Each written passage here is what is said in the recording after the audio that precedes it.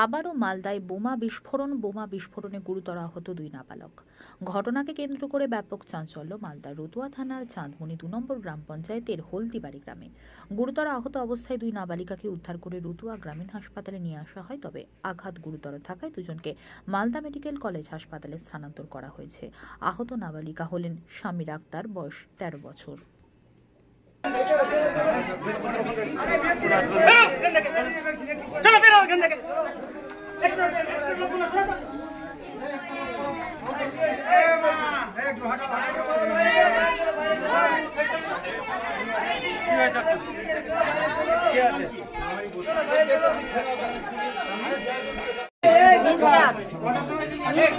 কি হয়েছিল? কি করতে? তারপরে বাড়ি থেকে কত দূর? বাড়ি থেকে কি করতে গেছিল ওখানে? ঘাস করতে। তো কি হলো ওখানে? কি হয়েছিল ওখানে? কি হয়েছিল? কি হয়েছিল?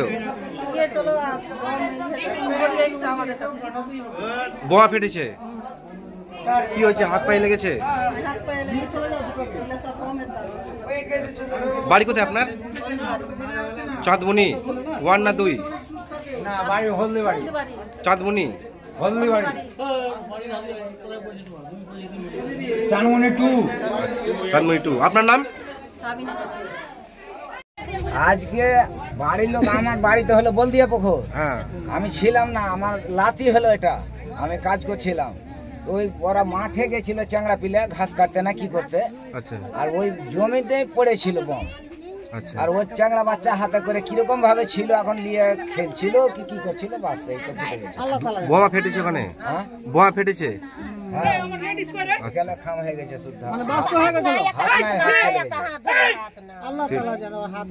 গেছে। কি নাম বাচ্চাটার? শামির আক্তার। শামির আক্তার, বয়স?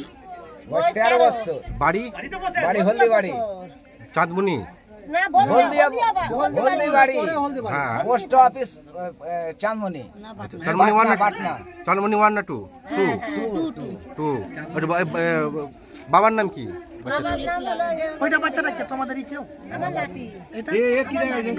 ভাই আছে নাকি? চাস্তো ভাই, চাস্তো ভাই। কি নাম আপনার? আপনার নাম কি? কোনটা? আপনার নাম কি? আমার নাম ওহাব আলী, আব্দুল ওহাব আলী। কে হয় বাচ্চাটা আপনার? লাতি হয়।